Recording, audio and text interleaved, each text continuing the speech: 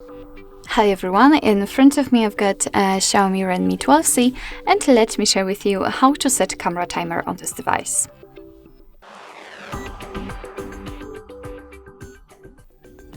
So first of all we have to open the camera app and we have to make sure that we are on the photo mode. So let's tap on the photo right here, and since it is highlighted in this yellowish color or even orangish color, then you're for sure on the photo mode.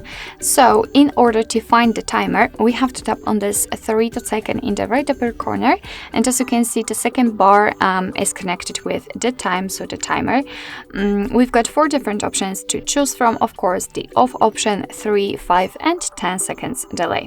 So in order to set particular delay, just tap on the option. So let me pick 10 seconds, for example. As you can see, it is immediately highlighted. So now we can go back to the camera and check.